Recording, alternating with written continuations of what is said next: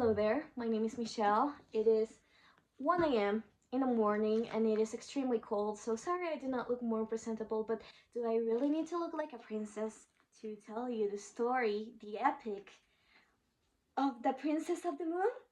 This is the Lunar Chronicles and it is my favorite work of literature. I read this when I was in middle school, and there's a saying that says that there's no bond like that woman has with the mediocre books she read on middle school. But I reread this last year when I was 20, so I think it's still good, and I can tell you the story of Cinder. So, first, it is important to contextualize a little bit that these are all retellings of classical fairy tales in a dystopian future. Future, as in there's people living in the moon already, spaceships, cyborgs, and that's where we enter the first stage, which is the ordinary world. Cinder is a cyborg that lives with her stepmother and her stepsisters, and she works as a mechanic. And basically, her life sucks, and she really wants to go out of that house. Her goal is just being independent soon. But that's when her call of adventure comes in, which is actually more than one. This whole book is a call of adventure because this girl can catch a break, and there's a plot twist, and then another plot twist, and then another plot twist, and then another plot twist. There's like 5 different plot twists in this book, which is just book one of the saga. Where, okay, to summarize her calls of adventures, first, Prince Sky goes to her booth because she is a well-known mechanic. Like, I need you to fix my android, and you're cute, and we're gonna start a romance. But then her sister catches the plague, which is, and then her stepmother sends her to this cyborg draft where they basically kill cyborgs with the plague to try to test for the cure of the plague. But then Cinder doesn't get sick. She turns out to be immune to the plague, and then it turns out it is because she's lunar, and lunar people do not get the plague.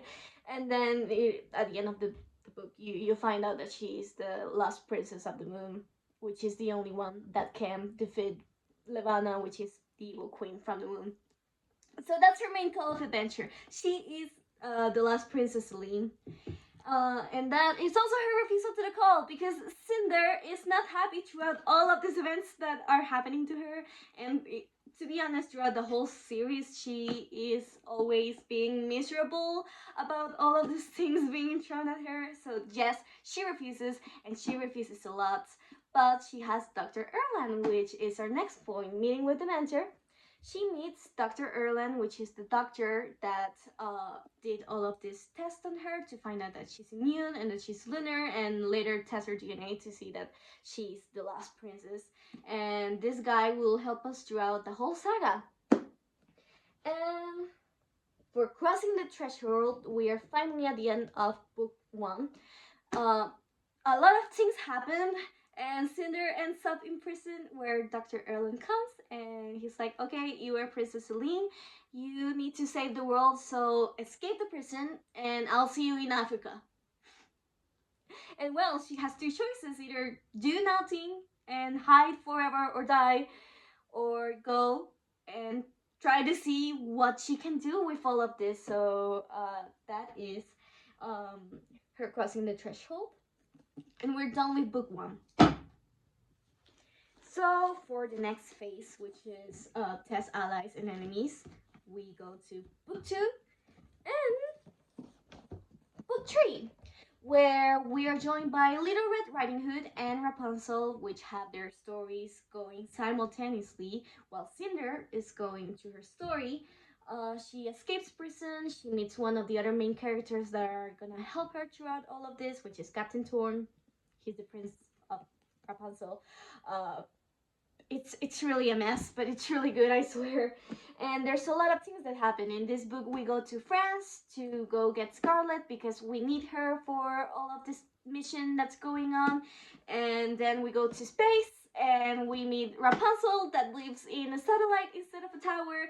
But then the tower falls and we are at the desert, in the middle of the desert of Sahara. And there's a lot of things going on. There's a lot of enemies going on. I could talk about that for hours. Uh, Now for the approach. Throughout these books, we are already getting prepared for the main goal, which is to defeat Levana. But when it really gets to the core of that phase of the hero's journey, it's when at the end of this, where we already have our crew reunited, we have Rapunzel, we have Little Red Riding Hood, we have everyone else. There's like seven main characters by this point of the story, and we need to kidnap Prince Kai because he's about to marry Levana. And if he marries Levana, we are not able to do anything. So we kidnap him from his wedding and we abduct him to space. And then we really start preparing for what we need to do, which is go to Luna and defeat Levana. There's a lot of preparing going on. This book is like 600 pages. This book is like 400 pages. And it's all tests and enemies and allies and the approach. But for the ordeal, where we confront death or face her greatest fear, we are in the last book, which is 900 pages long. We are already in Luna, and we are trying to lead a revolution to defeat the queen, and a lot of things happen in this book, including Cinder almost dying multiple times. Yeah, multiple times, definitely. Um, but then finally, the reward, the hero takes possession of the treasure. We finally are able to defeat Levana, and Cinder gets her rightful place as the heir in Luna. Wait a second. Hello. So the last three stages are a little bit tricky. So for the road back, Cinder doesn't really go back home. There's no home to go back to, sadly. And now, whether she likes it or not, her home is Luna, and she owes the people of Luna um, a leader. But then the other seven, eight main characters that are with her, they get to return to their homes by the end of this book. And then for the atonement of facing a final fear, well, Cinder is a 16-year-old girl who one day got told that she was supposed to rule the moon and restore balance to Earth, or else there was a war going on. So of course, she is not very excited about the idea of suddenly becoming a queen and having to lead and having so much responsibility. There's this extra book, which is a lot of short stories of the characters, and we get to see her life as a queen, her life having a long distance relationship with Kai that stays in Earth. And yeah, things are complicated, but things are looking better. For the last phase, the return, the hero comes back to the ordinary world.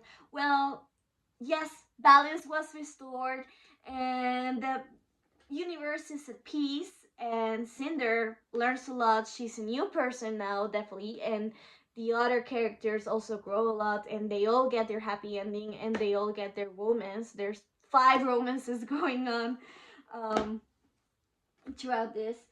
So yeah, I try to be very brief, but it's very hard to summarize six books in 8 minutes. I don't know why I did it, because I really like this. And I mean, I didn't want to talk about Harry Potter or whoever everyone else is talking about. So that is the hero's journey of Cinder from the Lunar Chronicles. Thank you for listening to me for 9 minutes, and I'll cut it before it comes to 9. Thank you.